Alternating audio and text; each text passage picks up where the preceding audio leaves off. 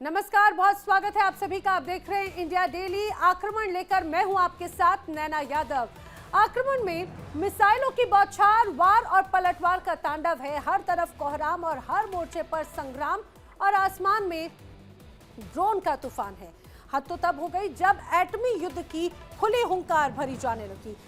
कहीं विस्तार की नीति के नाम पर लगातार सीमाएं लांघी जा रही हैं, कहीं कब्जे की खुली धमकियों से दुनिया दहल रही है। और ये सिर्फ जंग नहीं, ये भविष्य को विध्वंस की आग में झोंकने की तैयारी है। आज सवाल ये नहीं कि पहला वार आखिर कौन करेगा, सवाल ये क्या दुनिया इस तबाही से बच पाएगी। अब दुनिया आज आक्रमण के वार से करा रही है। शांति अब जैसे कमजोरी समझी जाने लगी। चारों दिशाओं से बस एक ही आवाज, मिसाइल, गोला बारूद और युद्ध। इसकी धमक और इस बदलती दुनिया की 3 तस्वीरें आज हमारे सामने हैं। ये हैं वो 3 तस्वीरें। पहली तस्वीर जो सामने आई वो रूस यूक्रेन युद्ध से जुड़ी हुई, जहां पर कदम कदम पर नरसंहार है, जर्रा जर्रा अंगार बन चुका है, तबाही और बर्बादी मुंह बाएं खड़ी है। लेकिन इसके बावजूद यूक्रेन झुकने को तैयार नहीं। और यही वजह है कि व्लादिमीर पुतिन वक्त की नजाकत को भांपते हुए प्रहार पर प्रहार कर रहे हैं। जो दूसरी तस्वीर नजर आई पश्चिमी एशिया से, नेतन्याहू और डोनाल्ड ट्रंप का मिशन लगभग पूरा बताया जा रहा है। ईरान के सुप्रीम लीडर खामनेई पर कभी भी हमला हो सकता है।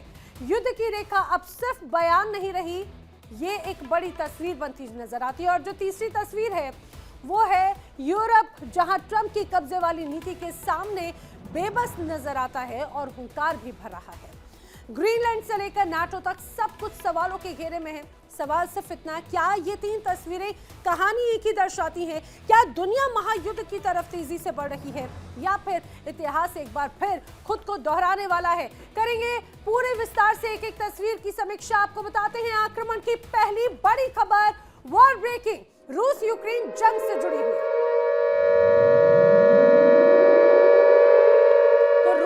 यूक्रेन पर विध्वंसक प्रहार नजर आता है। जी हां, बड़ी खबर यह है, 12 घंटों में 5वीं बार यूक्रेन दहल उठा है रूसी हमलों से।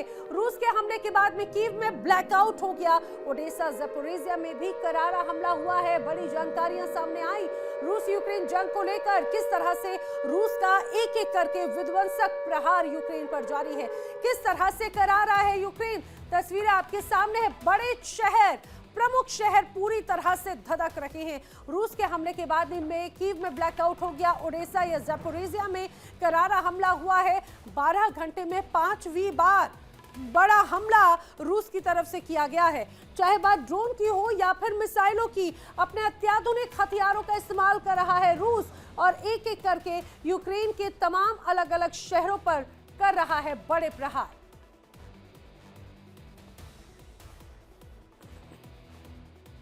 और इसी बीच एक और बड़ी खबर, रूस के खिलाफ यूक्रेन की बड़ी तैयारी नजर आती है। बड़ी खबर, वॉर ब्रेकिंग। जी हां, रूस के खिलाफ यूक्रेन की बड़ी तैयारी। रूस अगर हमले कर रहा है तो यूक्रेन भी जवाब देने की तैयारी में है। एआई डिफेंस सिस्टम यूक्रेन अब तैयार कर रहा है। अपनी रक्षा एआई डिफेंस सिस्टम से यूक्रेन प्रहार करेगा।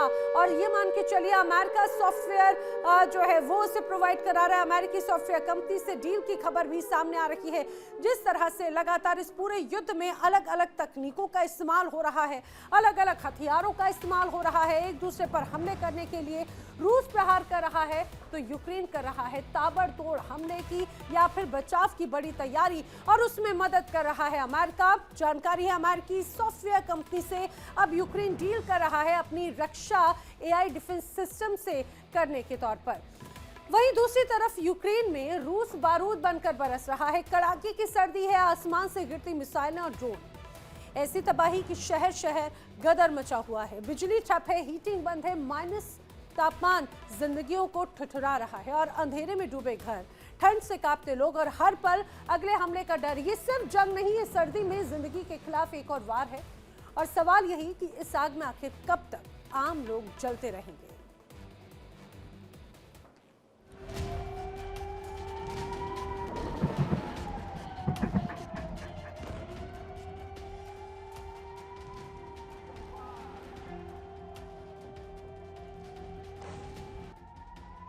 कड़ाके की ठंड, बर्फ से जमी सड़कें और आसमान से बरसती मौत।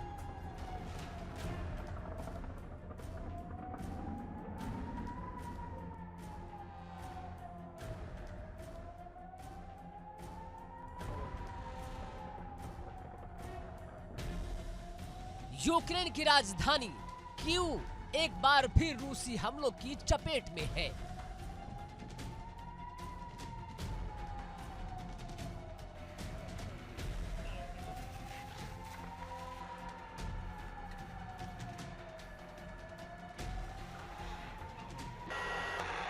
मिसाइलें, ड्रोन्स और अंधेरे में डूबता शहर। रूस ने यूक्रेन पर हमले और तेज कर दिए हैं।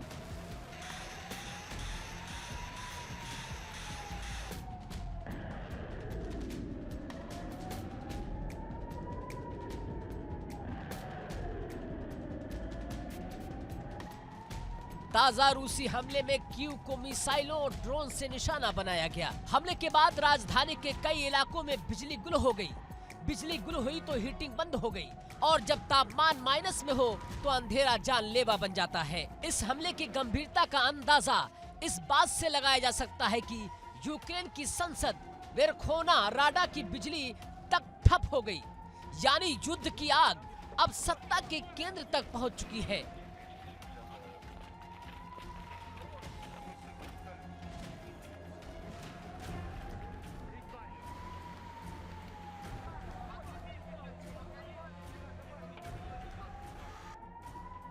कीव के मेयर विटाली ने बताया कि हमलों की वजह से 5600 से ज्यादा अपार्टमेंट इमारतों में हीटिंग बंद हो गई।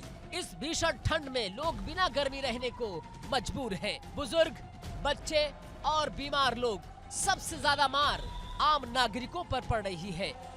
मेयर के मुताबिक 9 जनवरी को हुए बड़े रूसी हमले के बाद करीब 80% इमारतों में हाल ही में हीटिंग सप्लाई बहाल की गई थी, लेकिन अब एक बार फिर हजारों लोग अंधेरे और ठंड में धकेल दिए गए हैं।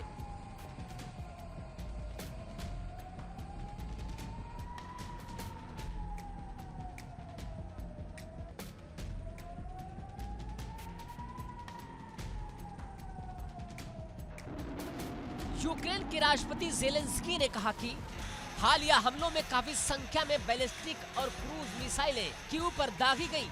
साथ ही 300 से ज्यादा ड्रोन भी इस हमले का हिस्सा थे।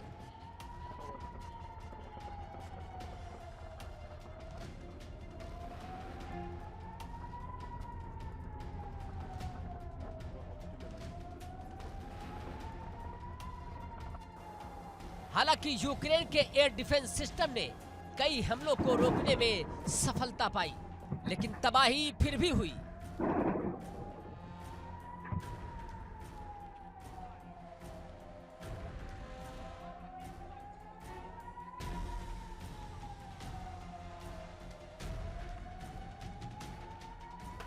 यूक्रेन के एयरफोर्स कमांड के मुताबिक 27 मिसाइलों और 315 ड्रोन को मार गिराया गया या जाम किया गया, लेकिन 5 मिसाइलें और 24 ड्रोन 11 अलग अलग जगहों पर हमला करने में सफल रहे।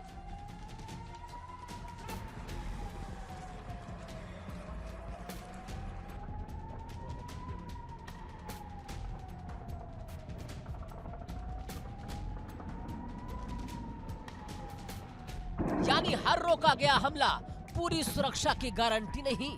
रूस ने हमलों को लेकर अपना पक्ष रखा है। मॉस्को का दावा है कि उसने यूक्रेनी सेना, औद्योगिक ठिकानों और सेना द्वारा इस्तेमाल किए जा रहे एनर्जी और ट्रांसपोर्ट इंफ्रास्ट्रक्चर को निशाना बनाया।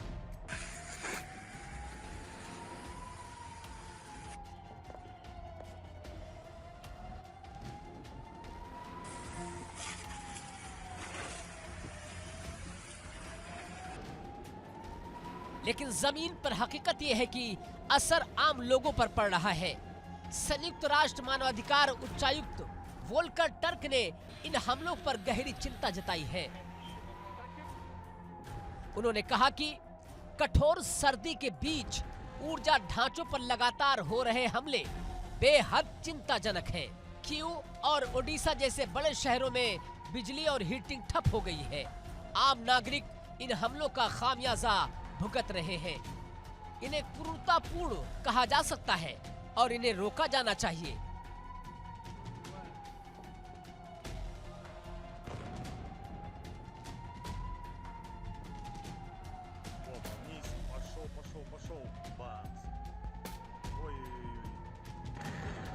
ये हमले ऐसे वक्त हो रहे हैं जब यूक्रेन भीषण सर्दी की चपेट में है। रात का तापमान -10 डिग्री सेल्सियस तक गिर रहा है।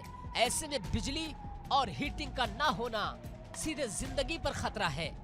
संयुक्त राष्ट्र के मुताबिक पिछले साल अक्टूबर के बाद से रूस ने व्यवस्थित तरीके से यूक्रेन के ऊर्जा ठिकानों को फिर निशाना बनाना शुरू किया है।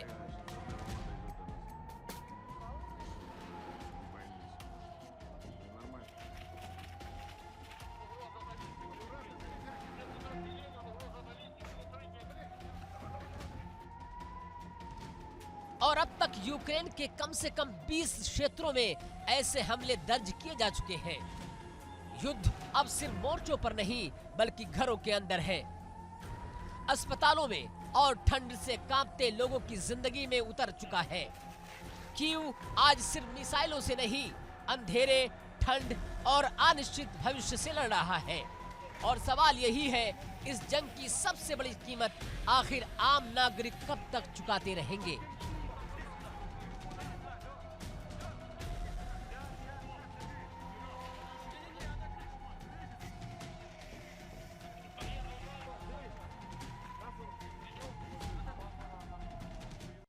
और आइए अब आक्रमण में बात कर लेते हैं। अगली बड़ी वॉर ब्रेकिंग की बड़ी खबर रूस के विनाशक हमले से जुड़ी हुई।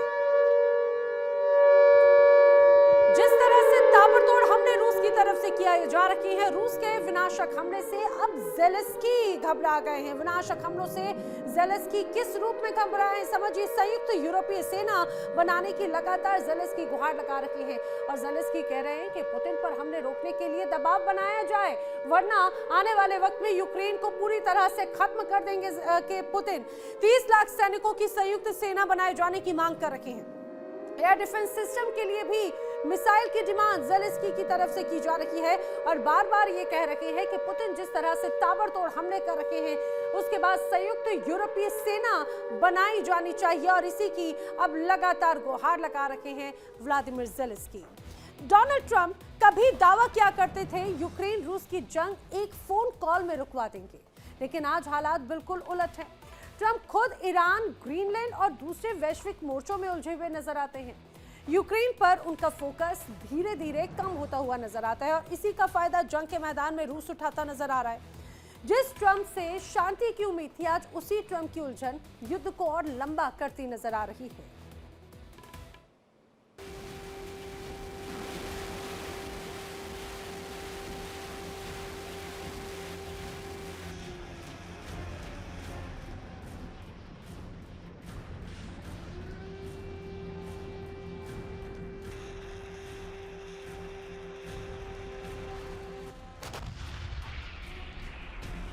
रूस और यूक्रेन के बीच तकरीबन 4 साल से जारी जंग में शांति की उम्मीद एक बार फिर टूटती नजर आ रही है।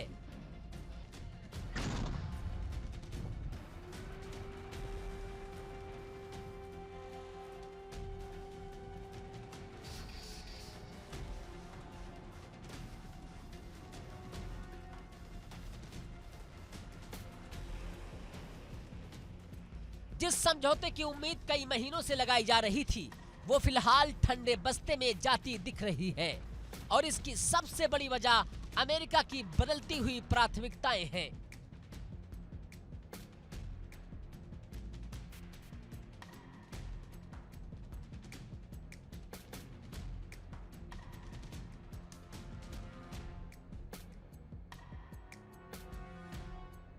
अमेरिकी राष्ट्रपति डोनाल्ड ट्रंप का फोकस इस वक्त यूक्रेन नहीं बल्कि ईरान, ग्रीनलैंड और दूसरे भू राजनीतिक मोर्चों पर टिकी है।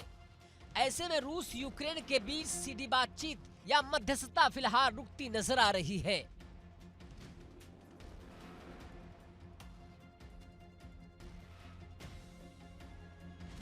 बातचीत की उम्मीदें जैसे जैसे कमजोर पड़ रही हैं, वैसे वैसे मैदान में हमले और तेज हो रहे हैं।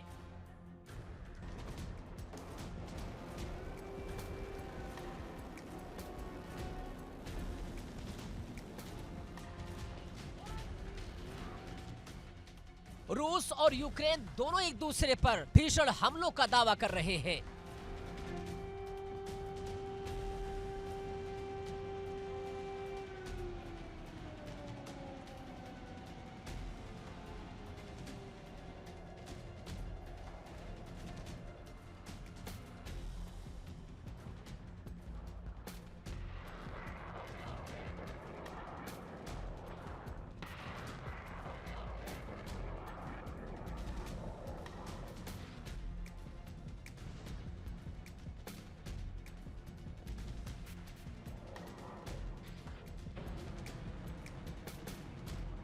रूसी रक्षा मंत्रालय ने ताजा वार रिपोर्ट जारी की है। रूस का कहना है यूक्रेन रूस के अंदर नागरिक सुविधाओं पर हमलों के जवाब में रूसी सेना ने उसी दिन सुबह लंबी दूरी के उच्च सटीक हथियारों और हमलावर ड्रोनों का इस्तेमाल किया है।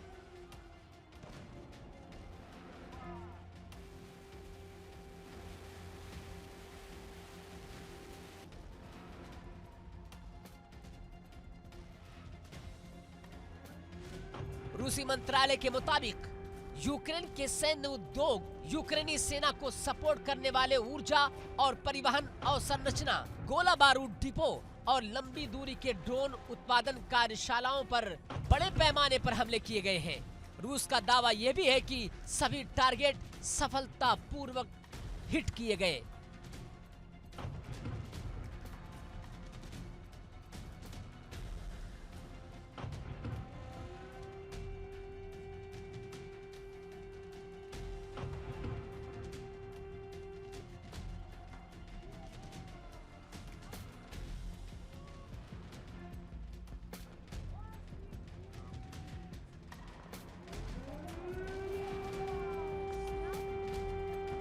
उधर यूक्रेन के सशस्त्र बलों के जनरल स्टाफ ने अपनी रिपोर्ट जारी की है।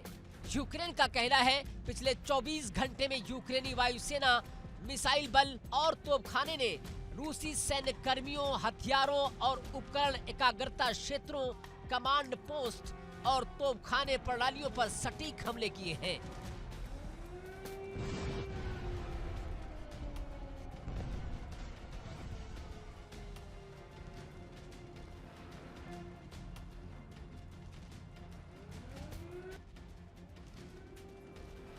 यूक्रेन के मुताबिक कुपियांस्क और लिमन दिशाओं में यूक्रेनी सेना ने रूसी बलों के खिलाफ कई सफल हमले किए हैं।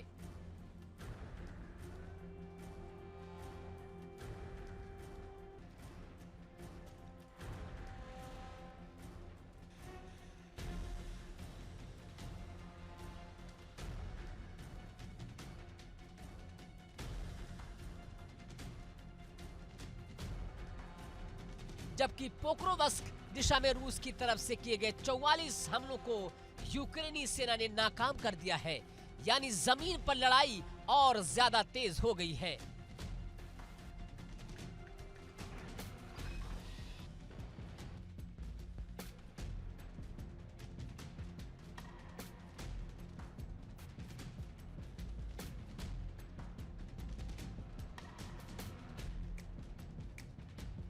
तो वहीं विशेषज्ञ मानते हैं अब यह जंग सिर्फ सीमा की लड़ाई नहीं, बल्कि सैन्य, उद्योग, लॉजिस्टिक्स, ऊर्जा सप्लाई और ड्रोन वॉरफेयर पर केंद्रित होती जा रही है।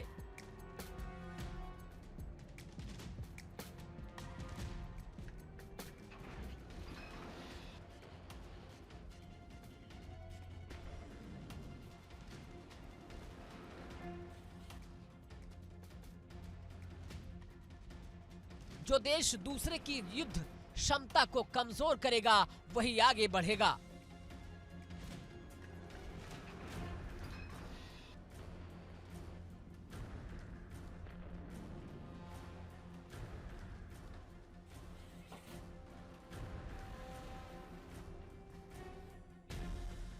अमेरिका की भूमिका अब भी इस युद्ध की कुंजी है, लेकिन डोनाल्ड ट्रंप का फोकस यूक्रेन से हटना कीव के लिए एक बड़ा झटका माना जा रहा है। दावा किया जा रहा है कि अगर अमेरिका सीधे हस्तक्षेप या मध्यस्थता में ढील देता है तो रूस को मैदान में और आक्रामक होने का मौका मिलेगा।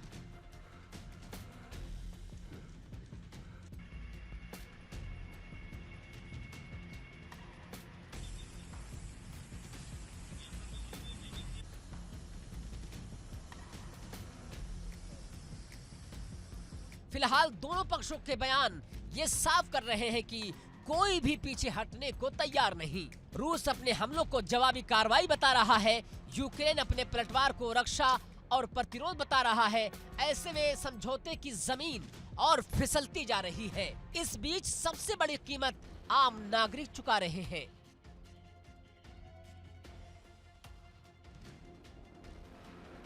बिजली, ईंधन, परिवहन और रोजमर्रा की जिंदगी लगातार प्रभावित होती जा रही है।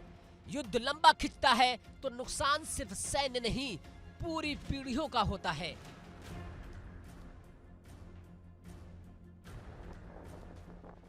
तो तस्वीर साफ है, रूस यूक्रेन युद्ध में फिलहाल शांति की कोई राह नहीं दिखती। अमेरिका का ध्यान बटा हुआ है, मैदान में हमले तेज हैं और कूटनीति पीछे छूटती जा रही है। सवाल यही है, क्या ये जंग और खिंचेगी या फिर किसी एक नए मोड़ पर दुनिया को चौंका देगी? फिलहाल यूक्रेन और रूस दोनों जंग के मैदान में डटे हुए हैं।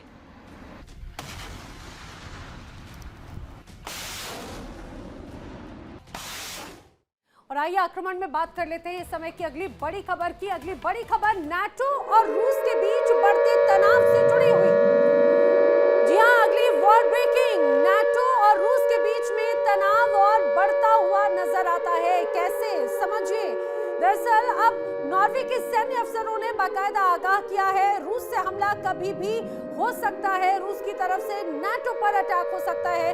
और इतना ही नहीं, अब जानकारी ये भी है कि रूस से हमला कभी भी संभव है, तो हमले अगर हुए तो घरों का अधिग्रहण करना होगा। पोलैंड, जर्मनी और ब्रिटेन की जंगी तैयारियां अब यहाँ पर नजर आती हैं। और जिस तरह से नॉर्वे की तरफ से यह आगाह किया गया, ये सचेत किया गया, उसके बाद में अब स्थिति और भी ज्यादा चिंताजनक नाटो के लिए बनी हुई है।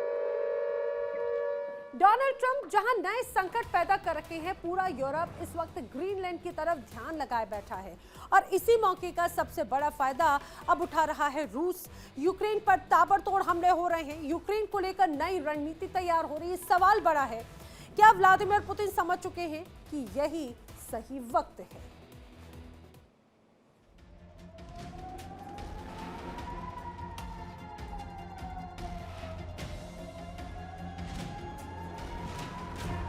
ट्रंप की बयानबाजी, ग्रीनलैंड को लेकर उनका रुख,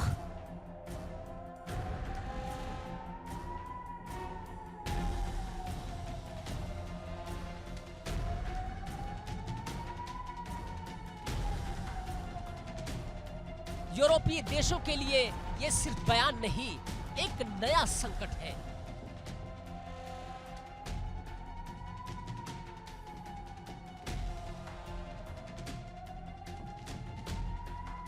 नतीजा ये हुआ कि यूरोप का ध्यान यूक्रेन से हटकर अपने भविष्य और अमेरिका के इरादों पर ज्यादा केंद्रित हो गया है।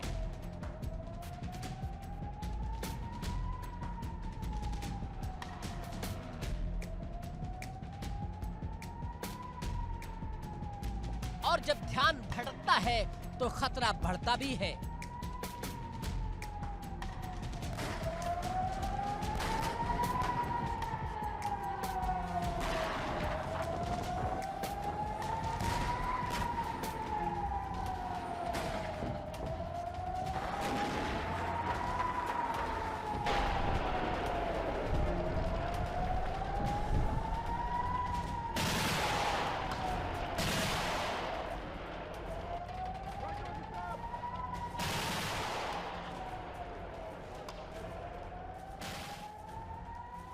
यही वो पल है जिसका इंतजार मॉस्को कर रहा था। यूक्रेन पर मिसाइल, ड्रोन और जमीनी हमले तेज हो चुके हैं।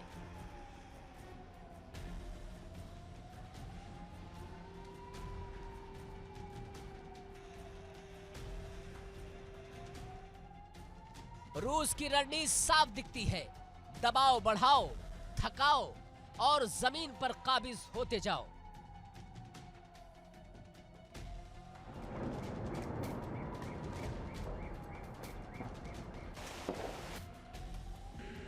सैन्य विश्लेषकों का मानना है कि पुतिन अब छोटे छोटे इलाकों से नहीं बल्कि यूक्रेन के बड़े हिस्सों पर कब्जे की सोच में है।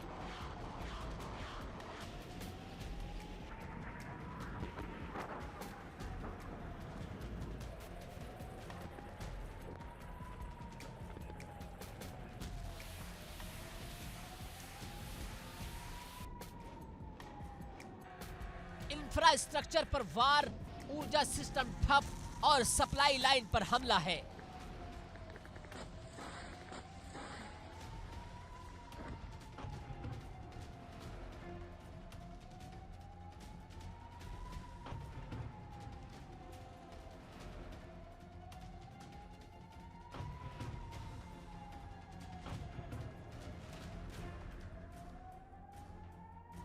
युद्ध अब धीमी गति से लेकिन गहराई तक घुसने की रणनीति में बदल चुका है।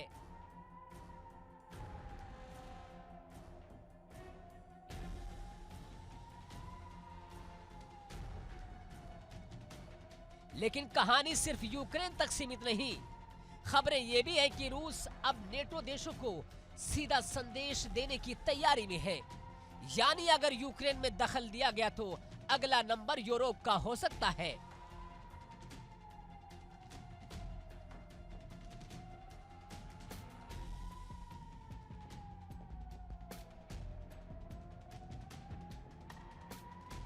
सूत्रों के मुताबिक रूस का पहला संभावित निशाना पोलैंड हो सकता है।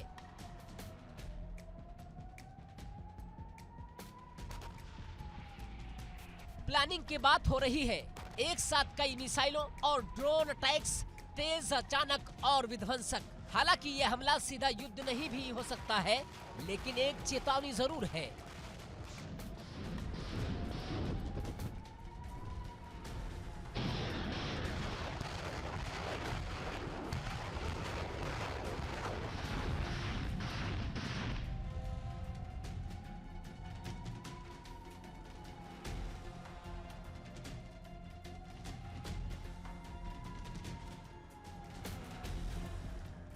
पोलैंड यूक्रेन का सबसे बड़ा सपोर्ट सिस्टम है।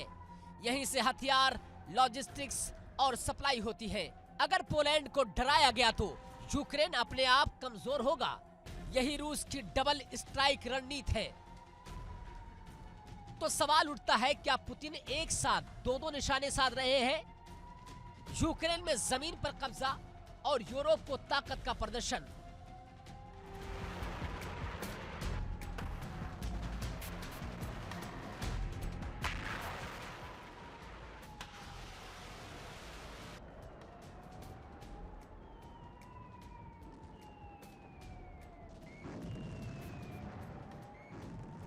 सैन्य जानकार कहते हैं ये रूस की साइलेंट एक्सपेंशन पॉलिसी है, बिना सीधे नेटो से टकराए लेकिन डर का माहौल बनाकर।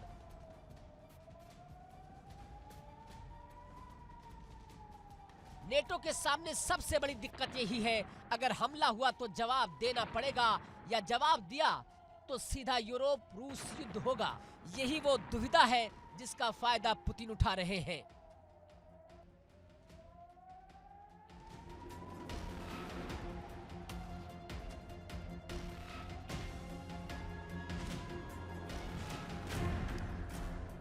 अमेरिका उलझा हुआ है, यूरोप बटा हुआ है, यूक्रेन थका हुआ है और रूस पूरी तरह तैयार बैठा हुआ है।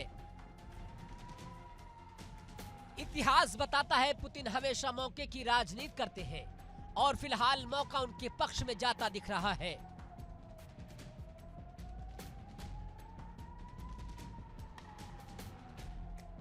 कोई बड़ा ऐलान नहीं, कोई खुली धमकी नहीं, बस हमले, कब्जे और दबाव। खामोशी से अपने लक्ष्य की ओर बढ़ते पुतिन की यही रणनीति सबसे खतरनाक मानी जाती है। तो तस्वीर अब साफ है, ट्रंप की नीतियां यूरोप को उलझा रही हैं।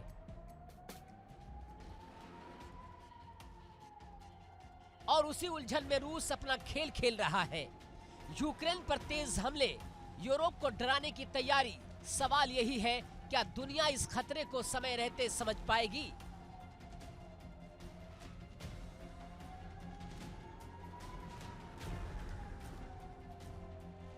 या फिर जब तक आंख खुलेगी तब तक नक्शा बदल चुका होगा। पुतिन खामोशी से लेकिन तेजी से अपने लक्ष्य की ओर बढ़ते नजर आ रहे हैं।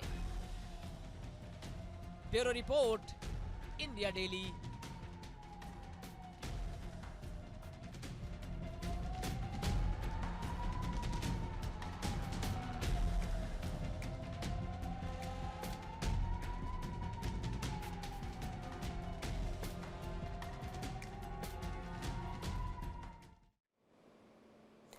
दुनिया इस वक्त बारूद के ढेर पर खड़ी है और उस बारूद में अब माचिस लगाने की बात खुलकर होने लगी है। नेतन्याहू ने 2026 को लेकर ऐसे संकेत दे दिए जिससे तेहरान से लेकर वॉशिंगटन, मॉस्को और बीजिंग तक अब अलर्ट पर जा चुके हैं। नेतन्याहू ने साफ कहा है कि ईरान पर ऐसा हमला होगा जिसकी उसने कभी कल्पना भी नहीं की होगी और अगर कल्पना करेगा तो रूह कांप जाएगी।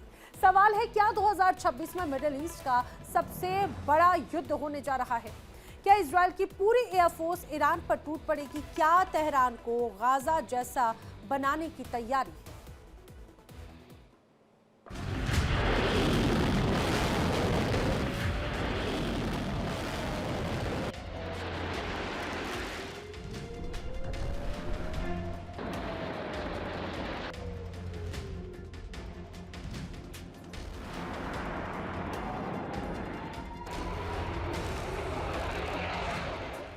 जनवरी बेंजामिन नेतन्याहू ने जो कहा वो सिर्फ एक बयान नहीं था, वो 2026 का एजेंडा था। एक चेतावनी, एक ऐलान और शायद एक युद्ध का ट्रेलर। नेतन्याहू ने साफ शब्दों में कहा कि ईरान पर इस बार ऐसा हमला होगा जिसके बारे में उसने सोचा भी नहीं होगा और अगर सोचेगा भी तो रूह कांप जाएगी।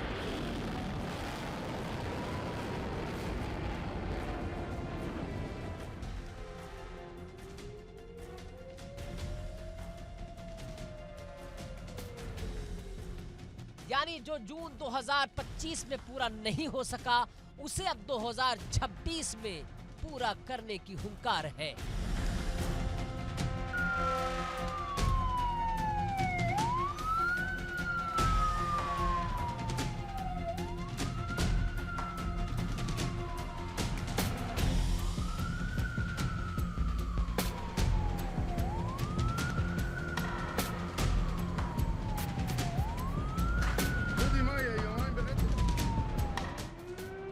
जून 2025 जब पश्चिमी एशिया सांस रोककर देख रहा था, इजराइल ने ईरान पर अब तक का सबसे बड़ा एयर ऑपरेशन किया। करीब 200 फाइटर जेट, लंबी दूरी, मल्टीवेव अटैक, ईरानी ठिकानों पर सटीक वार।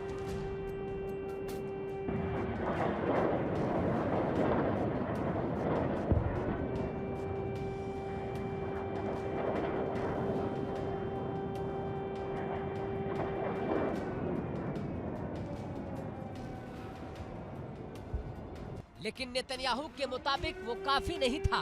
अब सवाल है, जो 200 जेट से नहीं हुआ, क्या वो 300 जेट से होगा?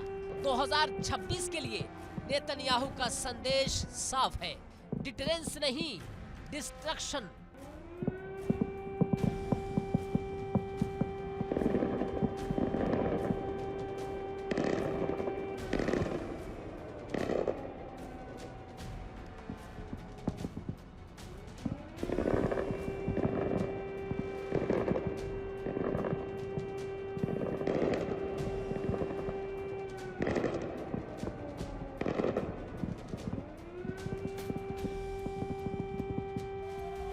इजराइल की वॉर फैक्ट्री 24 घंटे 7 दिन फुल स्पीड पर काम कर रही है। नेतन्याहू पहले ही कह चुके हैं कि युद्ध के लिए जो चाहिए वो हासिल किया जाएगा।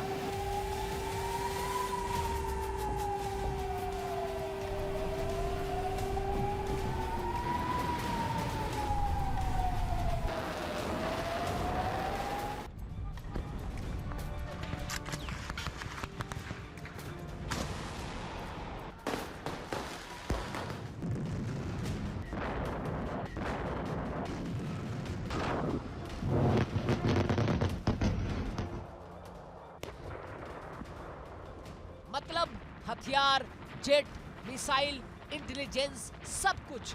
अगर बात हो इजराइल की सबसे बड़ी ताकत की तो वो नाम आता है इजरायली एयर फोर्स। आज की तारीख में इजराइल के पास 66 F-15 और 25 ऑर्डर पर है, 173 F-16, 48 F-35 फाइटर और 27 आने वाले हैं।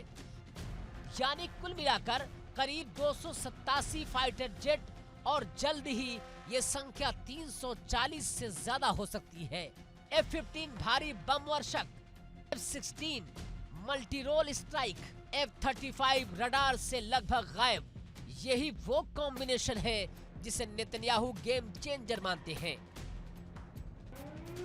रिपोर्ट्स और इजरायली संकेत बताते हैं 2026 में अगर हमला हुआ तो 300 से ज्यादा फाइटर जेट एक ही ऑपरेशन में इस्तेमाल हो सकते हैं। एक साथ उड़ान, एक साथ टारगेट और मल्टी लेयर अटैक। हालांकि ये दावे हैं, लेकिन डर इसी दावे से पैदा हो रहा है। नेतन्याहू के बयान में सीधे नाम नहीं, लेकिन संकेत बहुत साफ है। तेहरान, शिराज, इस्फहान, कुम, मशहद और सबसे बड़ा नाम तेहरान। ईरान का दिल, राजनीतिक सत्ता का केंद्र, सैन्य कमांडर का हब है। सवाल उठ रहा है, क्या नेतन्याहू तेहरान का हाल गाजा जैसा करना चाहते हैं, या ये सिर्फ एक साइकोलॉजिकल वॉर है?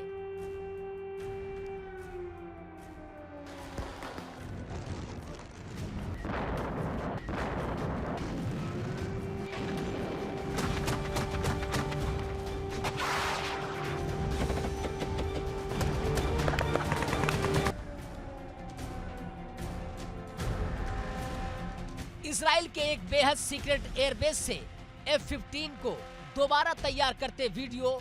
इस वीडियो ने तेहरान से लेकर मॉस्को और बीजिंग तक अलर्ट बढ़ा दिया है। ये वीडियो सिर्फ शो ऑफ नहीं था, ये एक मैसेज था, हम तैयार हैं।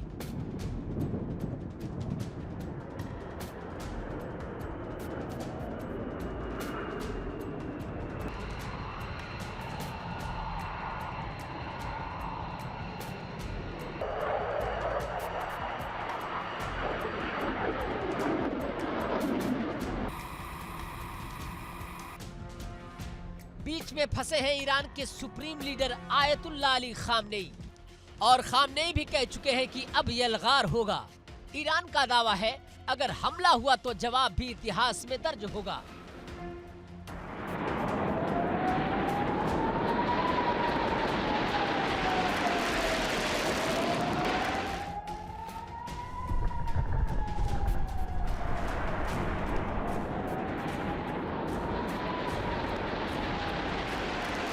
मिसाइलें, ड्रोन और प्रॉक्सी ग्रुप्स, पूरा इलाका एक बार फिर बारूद पर बैठा है। सबसे बड़ा सवाल, क्या इजराइल अपनी पूरी एयरफोर्स ईरान के खिलाफ झोंक देगा? सैन्य जानकार कहते हैं यह आसान नहीं है। ईरान कोई गाजा नहीं, ये एक बड़ा देश है।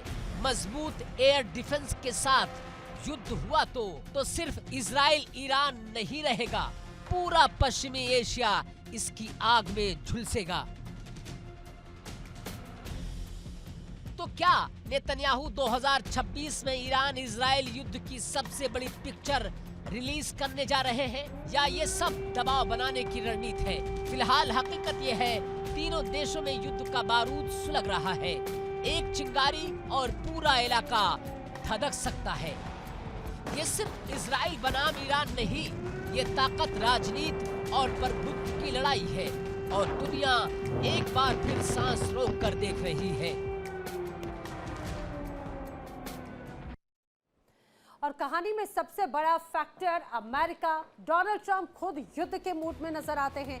अमेरिकी नौसेना ईरान के आसपास जमा हो रही है। खाड़ी में मौजूद अमेरिकी बेस अलर्ट पर हैं और कुछ बेस खाली भी किए गए ताकि ईरानी मिसाइल अटैक से नुकसान कम हो। मतलब जल, जमीन और आसमान, तीनों तरफ से ईरान पर दबाव बनाया जा रहा है।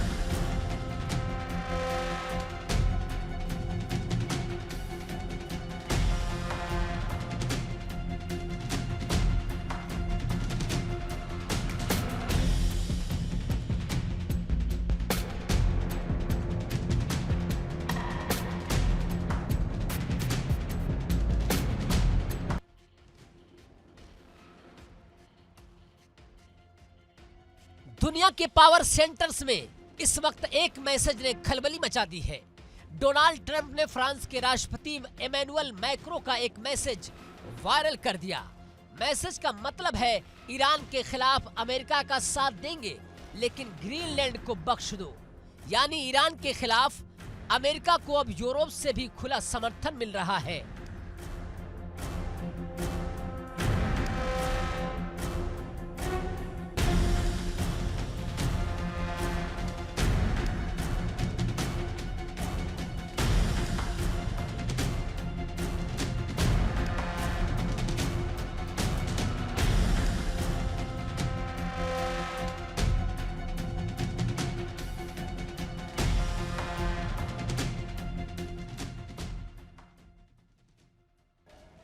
मैक्रो के इस मैसेज ने कई सवाल खड़े कर दिए हैं।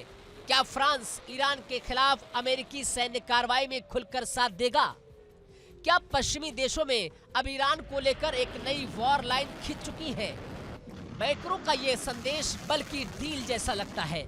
ईरान पर साथ देंगे, पर ग्रीनलैंड छोड़ दो।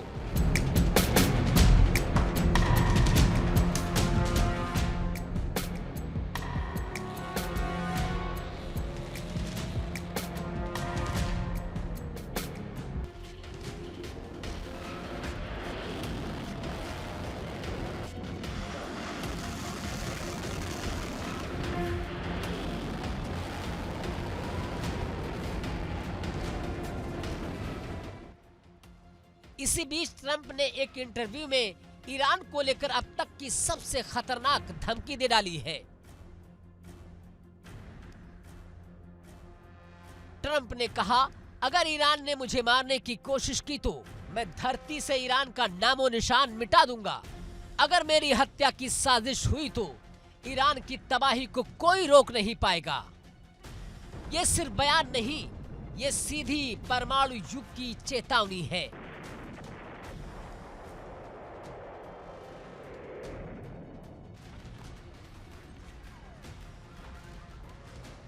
गौर करने वाली बात यह है कि ट्रंप पर खतरे की आशंका पहले से ही मौजूद है। ईरान ने कभी खुलकर स्वीकार नहीं किया, लेकिन अमेरिकी खुफिया एजेंसियां मानती हैं कि ईरान की तरफ से ट्रंप को निशाना बनाने की कोशिश हो चुकी है और भविष्य में ऐसी कोशिश फिर हो सकती है। कुछ दिन पहले ही ईरान के सरकारी टीवी चैनल ने ट्रंप के खिलाफ खुली धमकी प्रसारित की थी। 2024 में ट्रंप पर हुए हमले की तस्वीर स्क्रीन पर दिखाई गई और नीचे लिखा गया, इस बार निशाना नहीं चूकेगा, गोली सिर के आर पार होगी।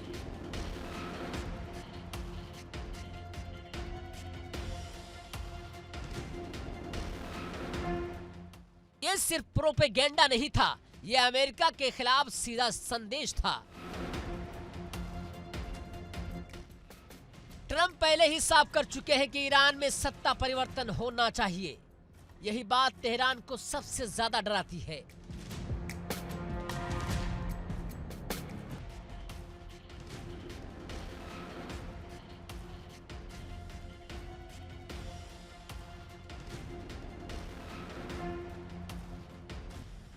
ईरान को लगता है कि America supreme leader Ayatollah Ali Khamenei को निशाना बना सकता है और यही वो रेड लाइन है जिसे पार किया गया तो युद्ध तय है।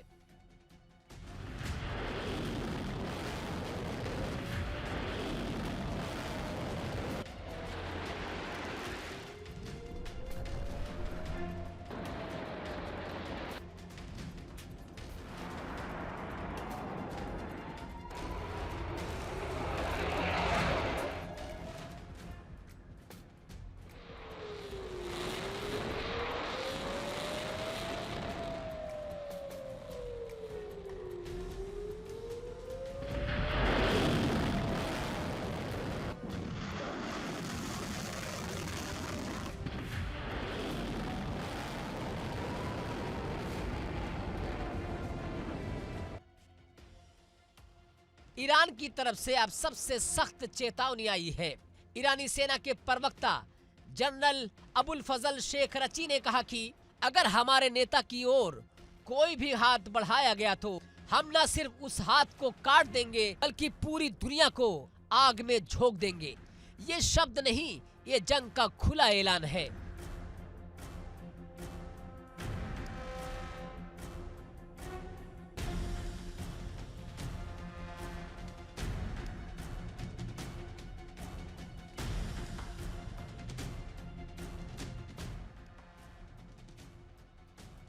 तो तस्वीर अब बिल्कुल साफ है। एक तरफ ट्रंप, इजराइल और अब फ्रांस जैसे देश, दूसरी तरफ ईरान जो घरेलू संकट में जरूर है लेकिन बाहरी दखल पर पूरी तरह बिफरा हुआ है।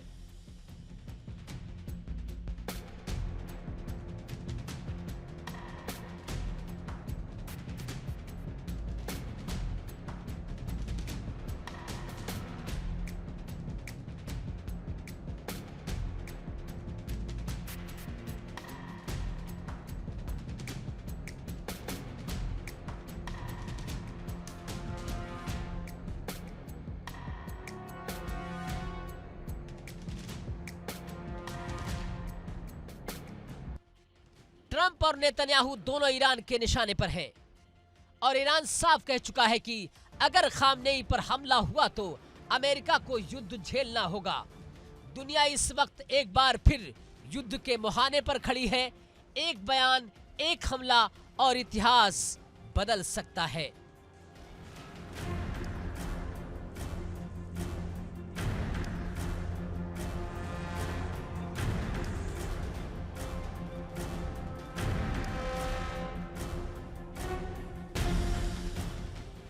Bureau report, India daily.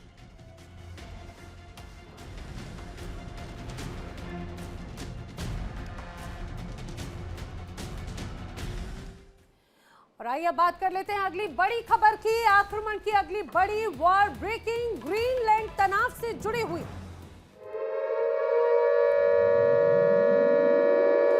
तो ग्रीनलैंड तनाव से जुड़ी हुई इस समय की बड़ी खबर यह है कि ग्रीनलैंड पर लगातार यूएस की निगाहें हैं। ग्रीनलैंड पर कभी भी यूएस की तरफ से हमला किया जा सकता है। जी हां, क्योंकि डोनाल्ड ट्रंप ने पूरे यूरोप को धमकी दी है। यूरोप जो भी करेगा अमेरिका वैसा ही जवाब देगा। ये बात सीधे सीधे अब डोनाल्ड ट्रंप की तरफ से की जा चुकी है। आपको ये भी बताते चले, लगातार ग्रीनलैंड का मसला गंभीर होता हुआ नजर आता है। अब ग्रीनलैंड के मसले पर Europe versus America, NATO versus America देखने को मिल रहा है। लेकिन अमेरिका क्लियर कट मैसेज दे रहा है कि उसको ग्रीनलैंड के अलावा और कुछ भी मंजूर नहीं है।